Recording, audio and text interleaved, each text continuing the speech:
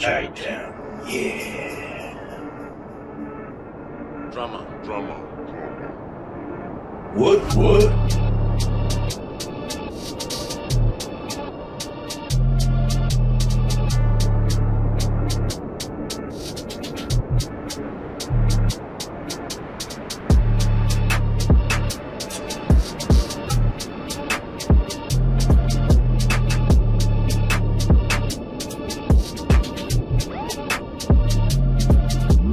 Purchase your tracks today.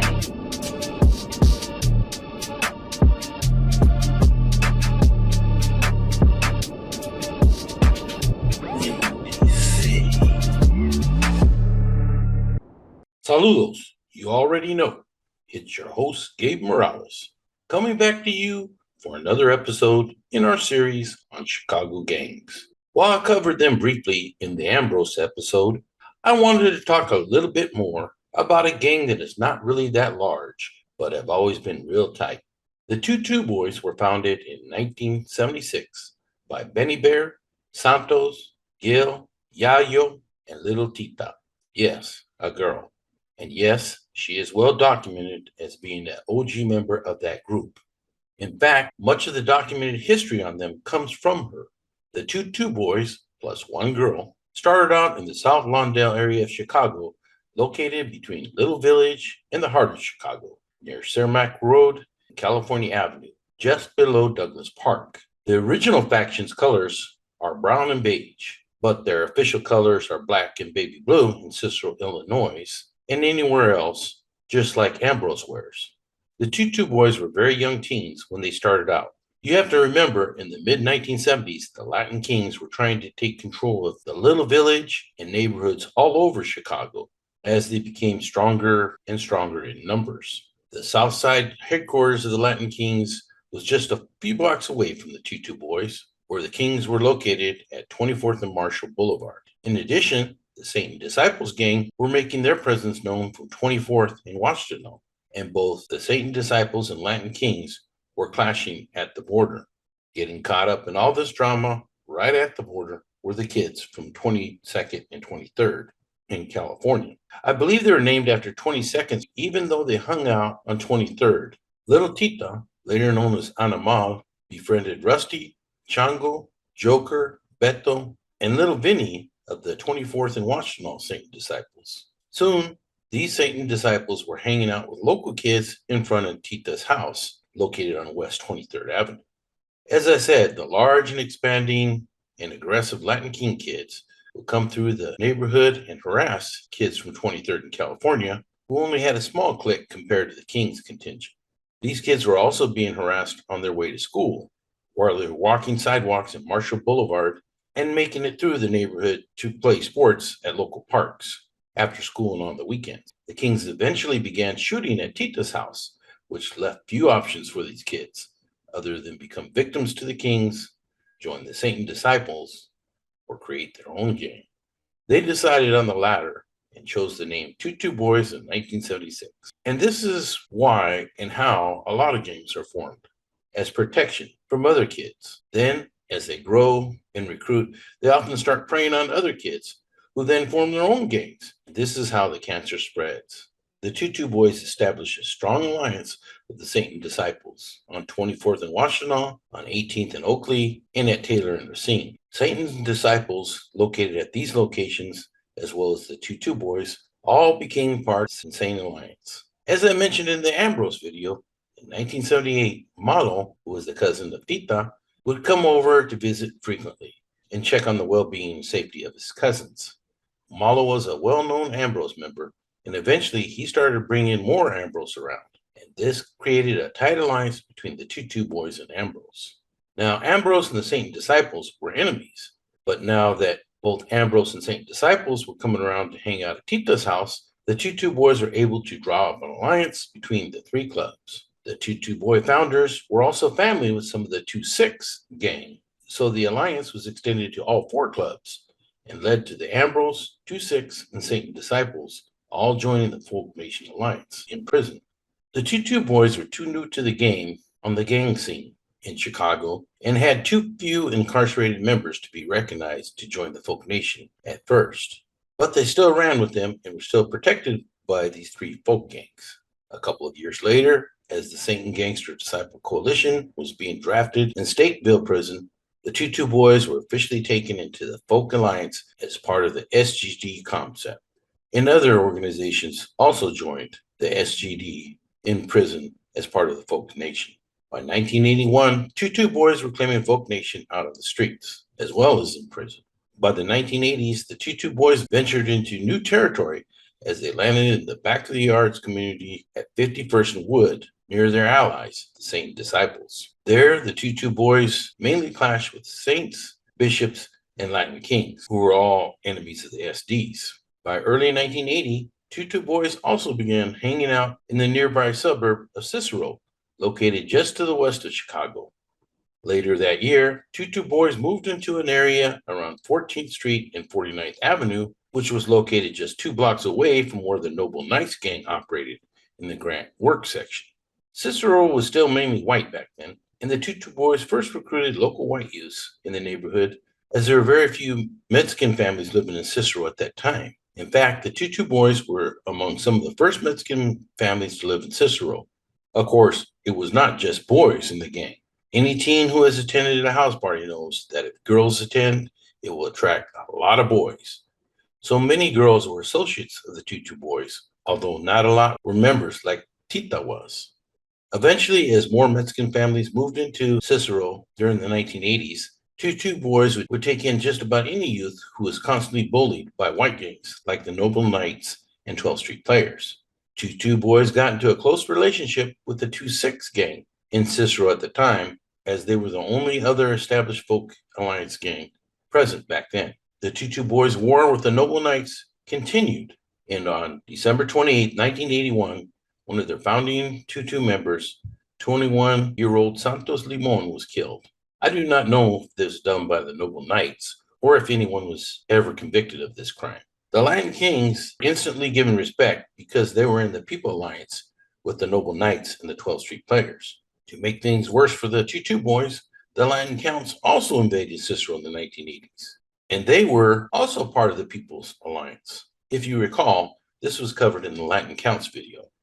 There were a lot of rivals for the Tutu Boys to deal with at the time, between Latin Kings, Latin Counts, Bishops, 12th Street Players, Noble Knights, and another small gang called the Archdukes. The Tutu Boys' closest ally has always been Ambrose, and this was the connection I spoke about in the earlier Ambrose video on this channel. Both organizations even wear the same colors in Cicero and other places, and it was this relationship, hanging out together in each other's neighborhoods, that dragged both gangs into their first inter-alliance gang war with fellow Folk Nation gangs. As I described in the Ambrose video, on November 7th, 1986, Tutu Boys from Cicero were invited to a party that was being thrown by an Ambrose at 63rd and Rockwell in the Marquette Park neighborhood. When the Tutu Boys arrived at the party, they were informed of another Ambrose party being held on South Washington. So they decided to check that party out. As they stopped to get cigarettes at a local 7-Eleven, they witnessed 2-6 gang members Jason Gray and Manuel Bobe, also known as Little Hulk, beating up 2 guys in the parking lot. The Tutu Boys were later driving down Kedzie and approaching the I-55 freeway exit when the same 2-6 car pulled up alongside them and were aggressively flashing 2-6 gang signs and throwing bottles at their car. Both Bobe, Gray, and a third 2-6 in the car thought that the Tutu Boys were Ambrose gang members. The Tutu Boys' vehicle did not stop on the freeway, according to court documents, but they proceeded to go pick up 2 friends from Cicero. On the way back to the party, the same 2-6 car whipped out in front of them, and the 2-6 occupants challenged them to fight. I tell this story as documented by the People of Illinois versus Manuel Bobe, 1992. So I'm not just getting my information from Tita. A lot of this is proven in court documentation, which of course isn't always true, but it lends some credence to the story. Later that night, as the Cicero Tutu Boys were partying with Ambrose at 63rd and Washington, there was a knock at the door about 12:30 a.m., shortly after midnight. When the door was answered, Jason Gray started shooting at party guests, then Manuel Bobe, aka Little Hulk, started shooting. 4 people were shot, and 3 of the 4 were killed. Some of those killed were TY Boys gangs members, and some were just associates. After this 1986 shooting, the TY Boys and Ambrose went into a full-scale war with the 2-6, despite the fact that they were all part of the folk nation. And like I said in the Chicago introduction video, folk will fight folk, and peoples will fight peoples. In 1988, Ambrose also went to war with the Saint Disciples, which naturally brought the TY Boys into the war with the Saint Disciples as well. These conflicts brought the TY Boys much closer together with Ambrose. Some believe the SDs wanted the TY Boys to flip to the Saint Disciples, but they stood their ground with the backing of Ambrose. The TY Boys kept the insane part of their name, which angered insane Saint Disciples even further. The TY Boys eventually decided to withdraw from 23rd and Marshall and 51st and Wood and return back to their original turf at Cermak in California. As well as having these other beefs, the TY Boys and Ambrose also engaged in a very vicious war with La Raza, who were also a folk gang. One of the main reasons for this was La Raza was heavily infringing on 14th and 49th Avenue territory in Cicero. This became more complicated when the Majestic Party crew that shared 31st and Laramie with the TY Boys joined the folk nation and became close to Saint Disciples and left their relationship with TY Boys in 1992. The TY Boys felt this was a big disrespect because the two gangs previously hung out all the time, partying together and fighting gangs like the Latin Kings. All the gang wars going on at the time caused some of the TY Boys to flip to maniac Latin Disciples. And eventually, a faction of Cicero MLDs popped up, in part due to the TY Boys to become maniacs. And the maniacs moved in to take over 31st and Laramie. So this caused a big war with the MLDs as well. More problems came around 1993 when the Milwaukee Kings settled in the Grants Work section of Cicero and entrenched on turf where the TY Boys were. This animosity increased after the Milwaukee Kings killed a TY Boy. This was about the same time that the 2-2 and 2-6 feud was heating up. A gang called the Latin Angels were really tight with the TY Boys because of their common enemies, the Latin Kings. And so they often hung out together in Cicero. But to their surprise, the Latin Angels joined the People's Nation and aligned with the Latin Kings even after the Kings killed one of the Latin Angels members. That left the TY Boys with no allies in Cicero except the Harrison Gents, who did not have a very strong presence. In 1994, the TY Boys made a truce with their longtime rivals, the Cullerton Deuces, who decided to switch from People's Nation Alliance to the Folk Nation Alliance. And this is what brought them closer together, along with their mutual hate for the nearby Saint Disciples and Latin Kings.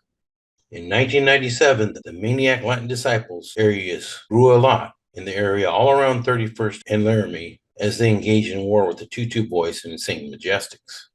The Majestics and TYs were tired, and both gangs decided to leave the area to the control of the MLDs after a truce agreement was made as the TY Boys combined forces in other areas. The Saint Majestics had to stay at that corner because that was really the only turf they had anywhere in the greater Chicago area. In 1997 or late 96, the short-lived alliance with the Cullerton Deuces came to a halt, and both gangs went at it again until many of the TY Boys aged out. While they were relatively small compared to other gangs, the TY Boys have always been able to survive with little to no allies and with their close family relations. There are some that still exist today, even though they're not as well known as some other gangs. But I thought you might be interested in knowing a little bit more about them, since not much is written. I hope you enjoyed this short episode and continue watching. Please don't forget to hit those like and subscribe buttons. And feel free to leave positive feedback in the comments section. We're always looking for accuracy in our videos, but also realize that some things will always be personal opinions. Our main aim is to document these gangs in these videos for the education of police, corrections, and the greater community. Don't forget, gangs are only a small part of the community, but these gang members all have families, and they affect us in one way or another. So we have to pay attention to them and try to decrease the violence and give kids positive alternatives from becoming involved in the gang lifestyle. Thanks once again to ChicagoGangHistory.com for for your well-done research on these gangs. Don't forget to purchase your copy of Chicago-based Gangs, Beyond Folks and People, written by myself and Joe Sparks, retired Chicago Police Department gang detective. Our book can be purchased on Amazon.com and other platforms, and it can be ordered from any major bookstore. As always, please take care of each other and stay safe. Until next time, this is Gabe Morales signing off.